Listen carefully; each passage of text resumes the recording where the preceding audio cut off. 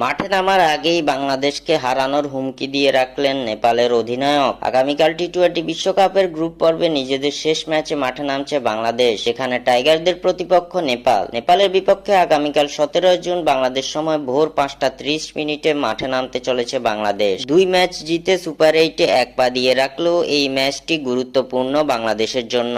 নেপালের বিপক্ষে জয় তুলে নিতে পারলে কোন রকম সমীকরণেও হিসাব নিকাশ ছাড়াই সুপার 8-এর টিকিট পাবে বাংলাদেশ দল। এদিকে দক্ষিণ আফ্রিকার বিপক্ষে নেপাল হেরেছিল মাত্র 1 রানে। প্রোটিয়াদের বিপক্ষের ম্যাচে দারুণ লড়াই করে প্রায় জয় ছিনিয়ে নিয়েছিল নেপাল, কিন্তু শেষ পর্যন্ত ভাগ্য সহায় হয়নি তাদের। শেষ বলে রান আউটের শিকার হয়ে 1 রানের পরাজয় বরণ করে নেপাল। দক্ষিণ আফ্রিকার বিপক্ষে হারের কারণে বাংলাদেশের বিপক্ষে জয় পেলেও সুপার 8-এ যাওয়ার কোন রকম সুযোগ নেই নেপালের সামনে। নেপালের জন্য এই ম্যাচটি শুধুমাত্র একটি নিয়ম রক্ষার ম্যাচ বটে, তবে এই নিয়ম রক্ষার ম্যাচেই বাংলাদেশকে হারানোর হুমকি দিয়ে রাখলে